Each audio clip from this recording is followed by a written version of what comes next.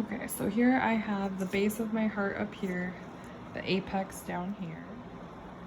At the base I have two auricles, one here, and it's hard to do this with one hand. One, let's see, right here. I kind of cut this wrong, I think. I have the right side of the heart on this side, the left side of the heart on this side. Here between the right atrium and the right ventricle, I have the tricuspid valve. I think I had cut through it, but it has 3 cusps. Up here, right here where my finger is pointing, I have the aorta. It's the largest of the blood vessels up here. Okay, so I cut through the wall of the aorta and right in there. And here is the aortic semilunar valve, and that will stop blood from backflowing into the left ventricle. And then slightly anterior to the aorta is the pulmonary trunk. And they cut through this right in here. Let's see, you can't really see it, but it's right in here is the pulmonic semilunar valve, and that stops blood from entering the right ventricle.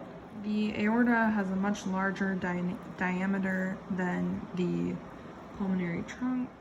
Now the blood coming from the pulmonary trunk doesn't have to go as far as the aorta, it's just going to the nearby lungs to get oxygenated. So the blood coming from the pulmonary trunk is deoxygenated. This is the anterior surface of the heart. This is the posterior surface of the heart. We know this because the auricles are on the back. And in the front we have the base up here, the apex up down here.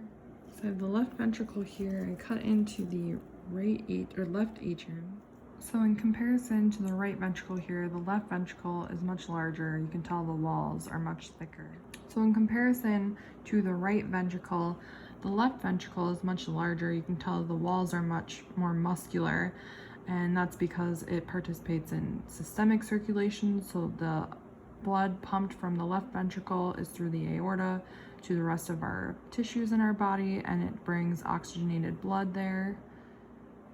Dividing the right and left ventricle is this interventricular septum, which is fairly large, so it prevents 2 ventricles from sloshing blood together, basically.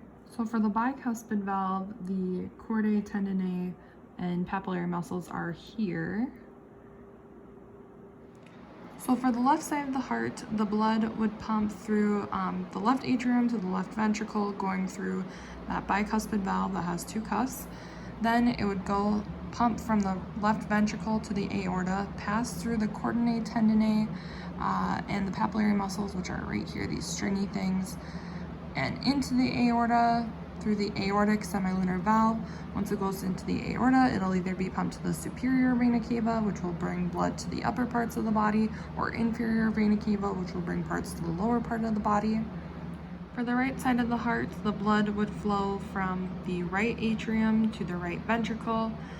From the right ventricle, it would be pumped up through the pulmonic semilunar valve, which I believe is right, let's see, right through here. You can see the chordae tendineae and papillary muscles are right here. These, you can tell they're attached to the valve. This is the pulmonic semilunar valve. It would then go through the pulmonary trunk and out to the lungs to get oxygenated. And that is my conclusion of the dissection of the sheep heart.